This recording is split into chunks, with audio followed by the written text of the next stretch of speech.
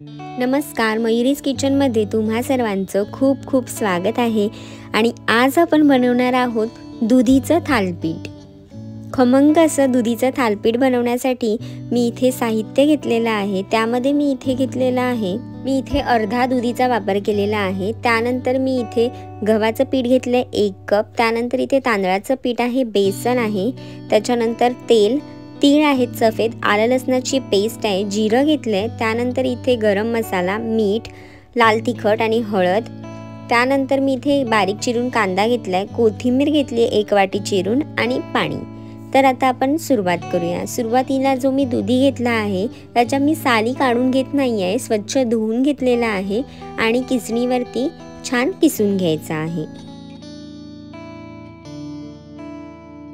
जर तुम्ही मयुरीज किचनला अजूनपर्यंत सबस्क्राईब केलेलं नसेल तर लगेच जा, सबस्क्राईब करा आणि बेल आयकॉनवर क्लिक करायला विसरू नका, म्हणजे जेव्हा केव्हा मी माझी नवीन रेसिपी अपलोड करेल तेव्हा तुम्हाला त्याचं नोटिफिकेशन मिळेल। आता इथे दुधी किसून झालेला आहे। आता इथे पाण्याचा वापर करणार नाही आहे किंवा पुन्हा मी दुधी धुणार सुद्धा नाही आहे, आधीच स्वच्छ धुवून घेतलेला होता। आता आपल्याला डायरेक्ट पीठ बनवायचं आहे। तर इथे मी 1 कप गव्हाचं पीठ घेतलंय, ते इथे घालते। त्यानंतर मी इथे अर्धा कप तांदळाचं पीठ घेतलंय। त्यानंतर मी इथे 1/3 कप बेसनचा वापर केला आहे। त्यानंतर मी इथे 1 कांदा बारीक चिरून घेतलेला आहे।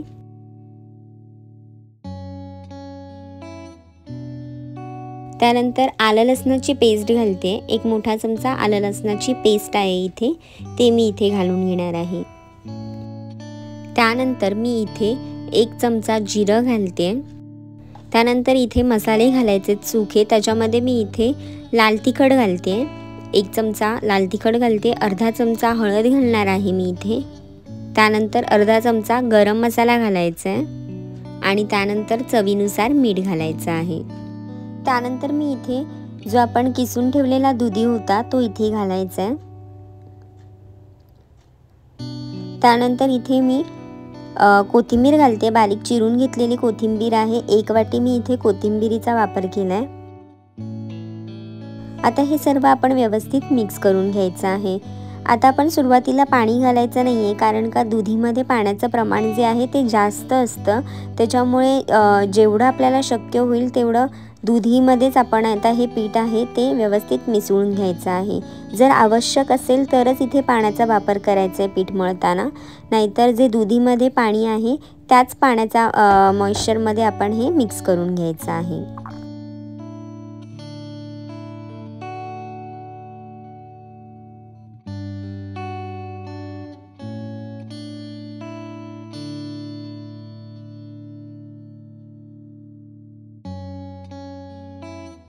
आता इथे पीठ जे आहे ते मी दुधीमध्ये व्यवस्थित मिक्स करून झालेलं आहे। मला इथे थोडंसं पाण्याची गरज आहे, त्याच्यामुळे एक थोडंसंच पाणी मी इथे वरतून घालून घेते।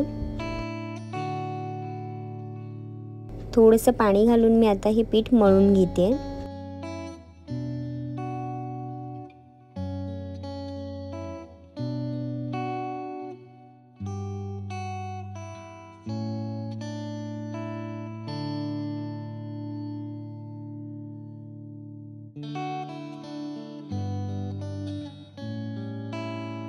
पीठ जे आहे ते एकदम घट्ट मळलेलं नाही आहे, नरमच असं पीठ इथे मी मळून तयार केलेलं आहे, म्हणजेच आपल्याला थालीपीठ जे आहे ते थापायला सोपं जाईल। आता इथे माझं पीठ जे आहे ते मळून तयार झालेलं आहे। एक मी 10 मिनिटांसाठी पीठ बाजूला ठेवणार आहे। आता इथे थालीपीठ बनवण्यासाठी मी इथे एक रुमाल स्वच्छ धुवून इथे पाण्यामध्ये भिजत ठेवला होता। आता पाण्यातून व्यवस्थित मी इथे पिळून घेणार आहे आणि पोलपाटावरती मी रुमाल जो आहे तो पसरवून घेणार आहे। रुमालामधून मी पाणी काढून घेते आणि रुमाल जो आहे तो व्यवस्थित पोलपाटावर मी इथे पसरवून घेते। त्यानंतर आपण जे पीठ बाजूला ठेवलं होतं त्याच्यामधून मी एक पिठाचा छान असा गोळा तयार करून घेणार आहे आणि पाण्याच्या मदतीने मी तो रुमालावरती एकसारखा असा थापून घेणार आहे।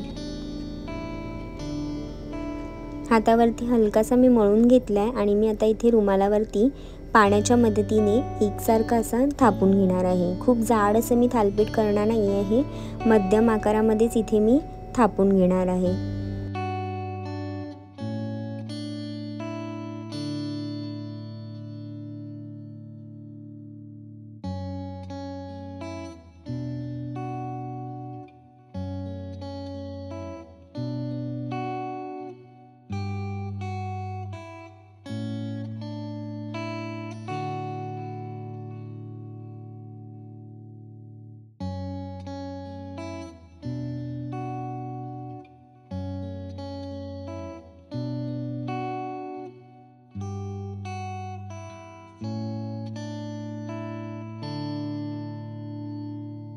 सर्व बाजूंनी छान एकसारखं असं आपल्याला थालीपीठ थापून घ्यायचं आहे।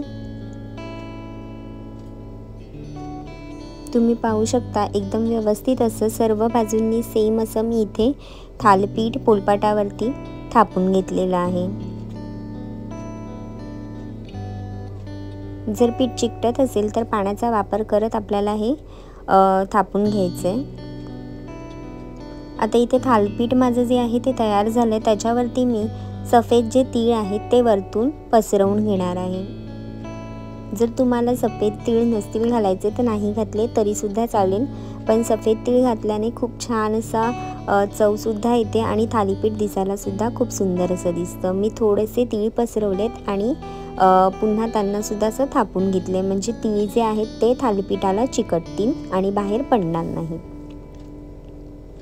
त्यानंतर मी इथे होल करून घेणार आहेत, त्याच्यामुळे आपल्याला तेल जे आहे ते मधोमध सोडायला मदत होईल आणि थालीपीठ असं छान खुसखुशीत खमंग असं भाजून तयार होईल, म्हणून इथे मी थालीपीठावरती होल करून घेते।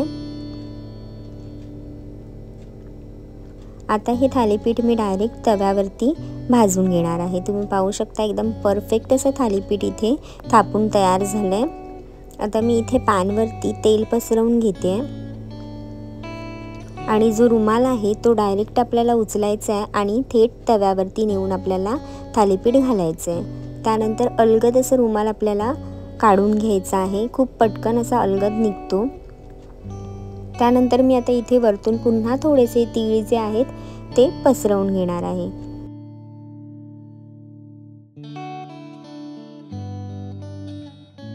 आणि वरतून सुद्धा मी थोडंसं तेल असं घालून घेणार आहे आणि 2 ते 3 मिनिटांसाठी खालच्या बाजूंनी खरपूस असं होईपर्यंत भाजू द्यायचं आहे। आता मी इथे थालीपीठ जे आहे ते परतून तुम्हाला दाखवते। खूप सुंदर असं भाजलं गेलंय। पुन्हा वरच्या बाजूंनी सुद्धा आपण छान असं खरपूस रंग येईपर्यंत भाजून घ्यायचं आहे। आता मी इथे वरतून पुन्हा थोडंसं तेल घालते, म्हणजे छान खुसखुशीत असं थालीपीठ जे आहे ते भाजलं जाईल। जे होल केलेत त्याच्यामध्ये मी थोडं थोडं तेल घालते, म्हणजे अजून छान असं ते भाजलं जाईल।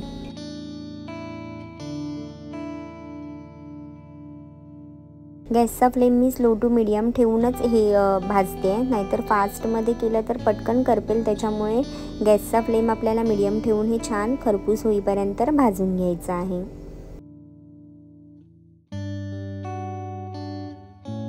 आता तुम्ही पाहू शकता थालीपीठ जे आहे ते दोन्ही बाजूंनी खूप छान असं खरपूस भाजलं गेलेलं आहे। आता हे थालीपीठ भाजून इथे तयार झालेलं आहे। मी आता ह्याला एका प्लेटमध्ये काढून घेते आणि अशाच पद्धतीने आपण बाकीचे सुद्धा थालीपीठ करून घेणार आहोत। आता जो रुमाल होता तो पुन्हा पाण्यामध्ये मी इथे घालते। आपण स्वच्छ धुवून घ्यायचा पुन्हा एकदा आणि पुन्हा पाण्यामधून पिळून घ्यायचा। पाणी जे आहे ते आपण 1 किंवा 2 थालीपीठ झाल्याच्या नंतर पुन्हा बदलून इथे थालीपीठ बनवायचे आहेत।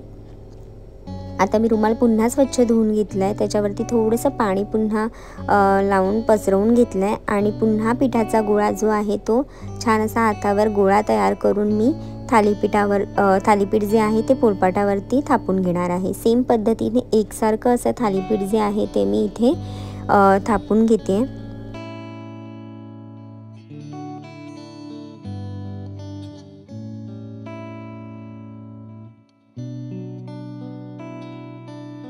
थालीपीठ थापून झाल्याच्या नंतर पुन्हा मी वरतून सफेद तीळ घालते आणि त्यानंतर आपल्याला एक एक करून असं होल करून घ्यायचं आहे। आणि हे थालीपीठ मी पुन्हा व्यवस्थित पॅनला तेल लावून पॅनवरती डायरेक्ट घालून घेणार आहे आणि व्यवस्थित असं खरपूस रंग होईपर्यंत थालीपीठ जे आहे ते भाजून घ्यायचं आहे। पुन्हा मी थालीपीठ पॅनवरती घातलं आणि वरतून सुद्धा मी पुन्हा तीळ पसरवून घेणार आहे।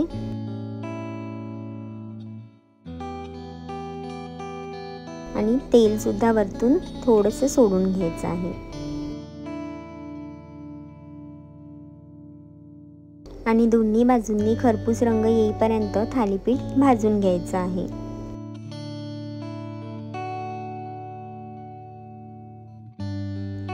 आता इथे वरतून मस्त असा रंग आलेला आहे, खालच्या बाजूंनी सुद्धा छान खरपूस रंग येईपर्यंत मी इथे थालीपीठ जे आहे ते भाजून घेणार आहे।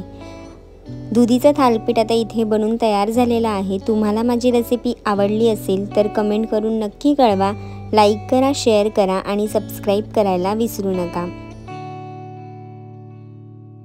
झटपट होणारं हे दुधीचं थालीपीठ तुम्ही सुद्धा तुमच्या घरी नक्की ट्राय करून पहा आणि निरोगी खा, निरोगी राहा।